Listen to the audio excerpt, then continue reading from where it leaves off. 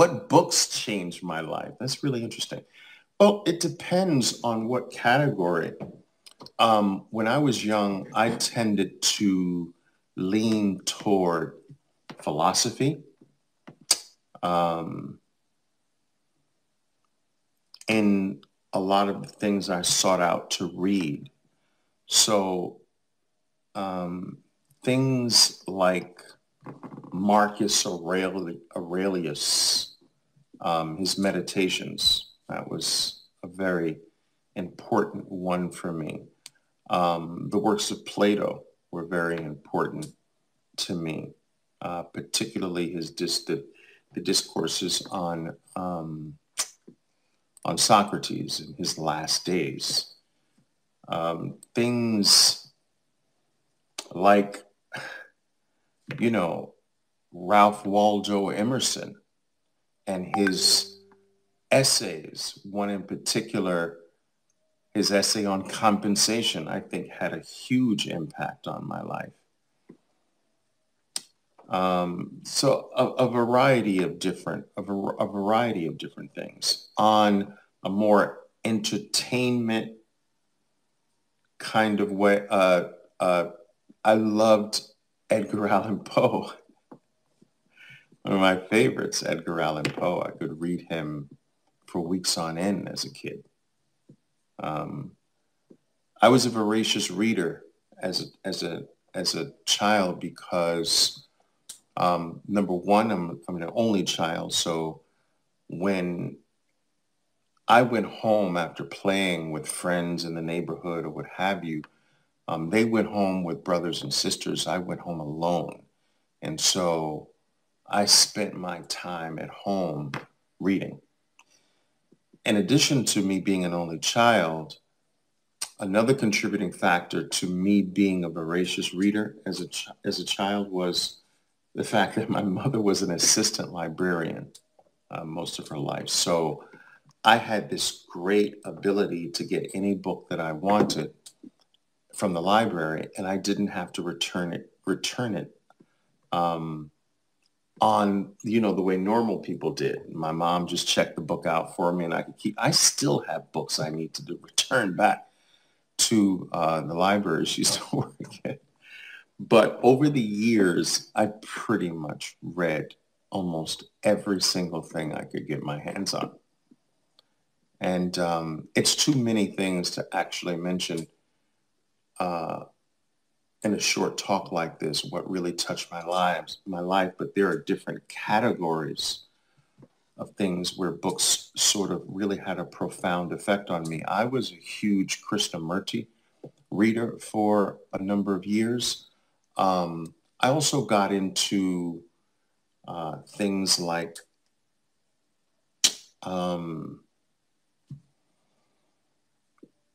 Think and Grow Rich, Napoleon Hill.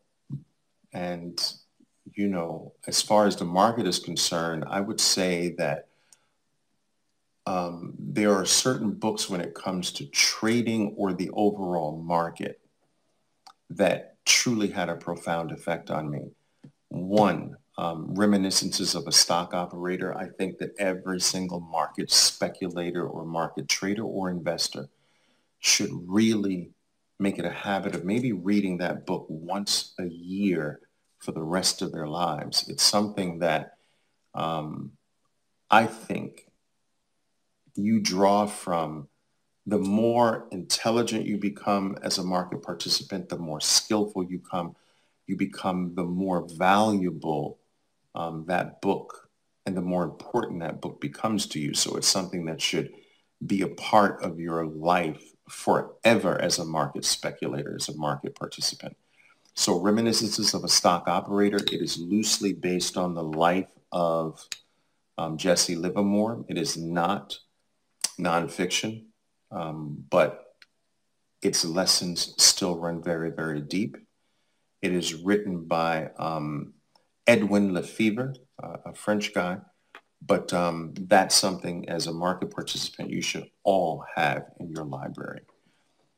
A book that had a great effect on me as well is Nicholas Darvis. The author's Nicholas Darvis, How I Made $2 million in the stock market, I think it is. How I Made $2 million in the stock market. It was written in the 1960s. It did go out of print. I don't know if they have reissued or republicized the book. At one point, it did go out of print.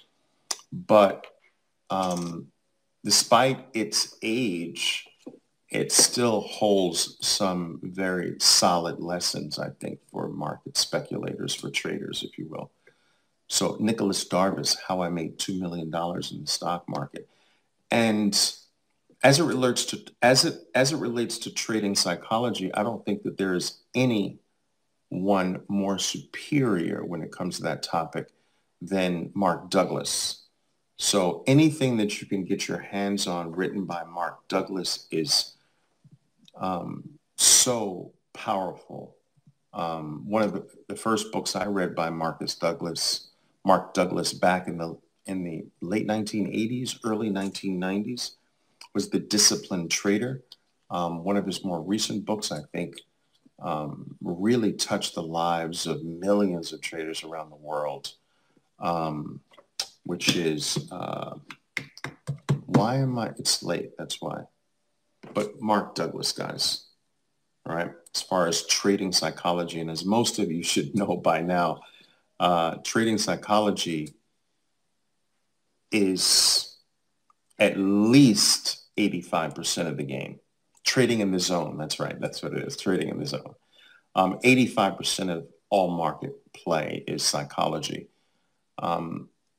When I get, one of the most frequently asked questions I get is, what can I study to become a better market participant? Are there certain subjects? Can I study accounting? Can I study mathematics? Should I study economics? None of that stuff will make you a better trader. The only topic that I believe will ever make you better is psychology. So you want to become a better market participant, become immersed in psychology.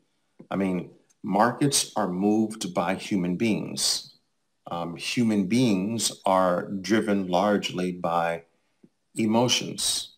The two dominant emotions are fear and greed, and you have the passive emotions like ambivalence that separate those two dominant emotional states, fear and greed. And so when you know how human beings tick, you automatically, by default, know what makes the market tick. If you were to put a stock certificate on this table, on this desk here, it wouldn't do a thing. It doesn't have a life of its own.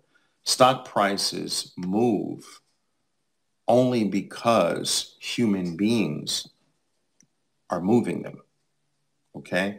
So we are looking for the answer in the wrong item. We're looking for the answer in a stock when the answer lies in who owns the stock, who has it, who's moving the stock back and forth, who are the buyers, who are the sellers, and right now, which side, buyers or sellers, are dominating the action.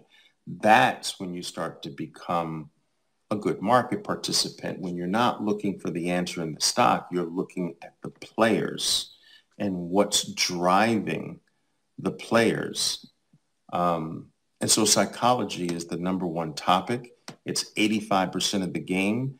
And so when people ask me, what kind of books should I read? You should read books that help you understand human psychology. And Mark Douglas is the premier. He's no longer with us, unfortunately, but he's the premier expert on trading psychology as far as I'm concerned. So I think that if you're serious about trading, every trader should have a Mark Douglas book in your arsenal. My book, Tools and Tactics of the Master Day Trader, I would say the first 65% of the book probably holds the greatest degree of value because it's a culmination of my psychological approach to market play. So 65, almost 70% of the book is really psychological in nature. And it's the most important part of the book. Some traders who bypass that like the last part of the book, the last 30% of the book, because it deals with specifics regarding trading. Those things can come and go. The psychological aspect of that book is timeless. And so I personally think that that should be on the table of every serious trader. And I say that running the risk of sounding a little self-serving, but I'm not. It's just that portion of the book has touched the lives of tens of thousands of people throughout the world. And so I know its impact and I know its importance.